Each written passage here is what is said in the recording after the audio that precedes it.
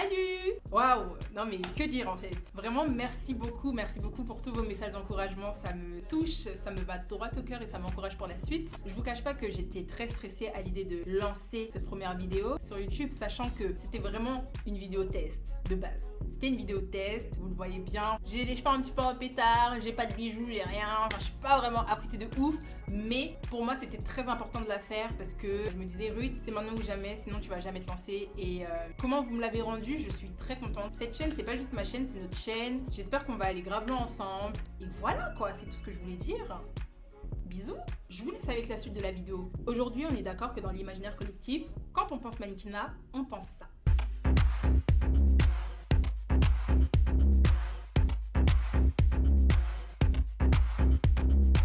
Grand, mince, élancé. Moi-même, quand j'ai voulu me lancer dans ce milieu-là, j'ai voulu me plier aux règles. Aujourd'hui, tu te doutes bien que le monde a changé et qu'on voit de plus en plus de mannequins avec différentes morphologies, différentes couleurs de peau, différentes origines, etc. C'est vraiment trop bien. Et j'ai été agréablement surprise de voir toutes les autres catégories de mannequins qui existent en fait. Et que non, il ne suffit pas juste d'être grand ou mince pour faire du mannequinat. Bien évidemment, c'est très important que tu restes jusqu'à la fin de la vidéo et que tu prennes des notes parce qu'une fois que tu connais ta catégorie, il sera plus facile pour toi de cibler les agences qui représentent au mieux justement cette catégorie qui t'intéresse. On y va, let's go. La première catégorie est sans surprise la catégorie mannequin couture. Qu'est-ce qu'un mannequin haute couture? Un mannequin haute couture, c'est simple. C'est les gens que vous allez voir défiler sur les podiums et dans les magazines tels que Vogue. Ce qui va différencier cette catégorie des autres, c'est les critères qui sont très stricts. Je vous mets les mensurations des femmes et je vous mets les mensurations des hommes. Si tu veux rentrer dans cette catégorie-là, il faut que tu t'en rapproches plus ou moins.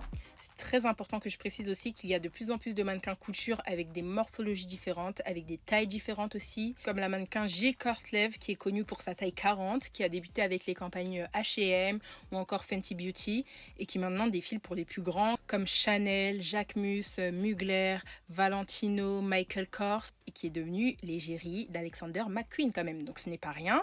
Un autre exemple, Fanta Fofana avec qui j'ai fait un show Balenciaga qui mesure 1m72 et qui entraîne tout rafler sur son passage. Elle a fait Diesel, Balenciaga, Valentino, elle a fait des très grands magazines aussi. Comme quoi, l'industrie est en train de changer petit à petit. On voit de plus en plus de mannequins avec différentes morphologies quoi. La deuxième catégorie, c'est la catégorie mannequin commercial. Alors là, cette fois-ci, les mensurations sont moins strictes. Déjà, les filles peuvent faire 1m70, comme elles peuvent faire 1m72, 1m74. Moi-même, je fais du commercial, je fais 1m78. C'est beaucoup plus large. On est dans un rapport beaucoup plus détendu. Au niveau aussi des mensurations, au niveau des hanches, etc., c'est beaucoup moins strict. Ce qui est super intéressant dans la catégorie mannequin commercial, c'est que le champ est hyper large en fait. Donc il y a énormément de sous-catégories, comme mannequin beauté que je vais vous expliquer tout à l'heure, mannequin swimsuit qui sont plutôt des mannequins maillot de bain, mannequin body part aussi, les mannequins mains, les mannequins pieds, vous en citez quelques-unes de sous-catégories. Si vous voulez une vidéo là-dessus, n'hésitez pas à me le dire en commentaire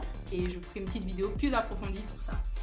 On passe à l'autre catégorie. La troisième catégorie, c'est la catégorie mannequin beauté. Et là, s'il vous plaît, je veux votre attention.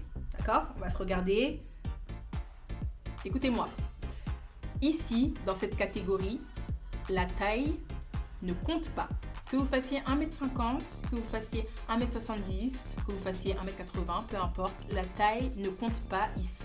L'objectif est centré sur votre visage. La bouche, les yeux, le visage en entier, les mains. J'ai déjà eu l'occasion de faire de la beauté pour Lancôme. C'était pour la sortie de leur nouveau mascara et tout. Et j'ai eu l'occasion de travailler avec Gigi, qui est une mannequin magnifique, qui mesure 1m62 et elle est incroyable. Vraiment, cette meuf, je peux vous le dire, elle a fait des marques de ouf. Comme du coup Lancôme, Rimmel, L'Oréal. C'est super important de croire en vous les gars parce que si cette fille-là s'était arrêtée aux normes de l'industrie, elle n'aurait pas eu la carrière qu'elle a actuellement. Mais s'il vous plaît, regardez son visage. Alors là, on va passer à une catégorie, je trouve, qui est de plus en plus mis en avant. Et je trouve ça super parce que tout le monde doit avoir sa place en fait dans le milieu. Je parle bien évidemment de la catégorie plus size, la catégorie grande taille. Je vais juste vous mettre un exemple d'une fille avec qui j'ai travaillé qui s'appelle Moutekina Rena. Vraiment magnifique, on avait fait la première campagne de Karl Lagerfeld et je suis très contente parce que j'ai constaté que les 2 dernières Fashion Week, cette catégorie est de plus en plus présente. Les hommes, je ne vous oublie pas, les mannequins grande taille hommes, ça existe. Et oui, et oui, et oui. Je vous mets le lien d'une interview de 4 mannequins hommes grande taille.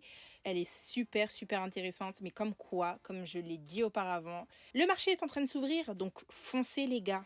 Je suis bien consciente que, bien évidemment, cette catégorie, comme les autres, sont des catégories qui commencent à s'ouvrir petit à petit, donc ça vient petit à petit. Ce n'est pas non plus le plus facile, mais c'est possible. Il faut vraiment que vous croyiez en vous, il faut vraiment que voilà quoi, que vous osiez et que vous ne regrettiez pas, tout simplement. Prochaine catégorie, mannequin fitness. Si tu aimes le mannequinat et que tu es passionné par le sport, cette catégorie, elle est faite pour toi, clairement. Elle est archi intéressante parce que tu sais qu'aujourd'hui, la mode, elle est au bien-être, le fait de prendre soin de soi, le self-love, etc.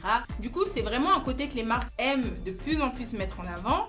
Et si tu veux allier deux passions ensemble, cette catégorie est faite pour toi, tout simplement. Je te mets quelques exemples là, quelques photos par-ci par-là et ouais, fonce. J'en profite aussi pour vous présenter Cora. Cora d'ailleurs, si tu passes par là, salut. Cora, c'est l'exemple même du mannequin fitness, c'est-à-dire qu'elle est passionnée de sport et de mannequinat, ce qui fait qu'elle allie les deux à la perfection.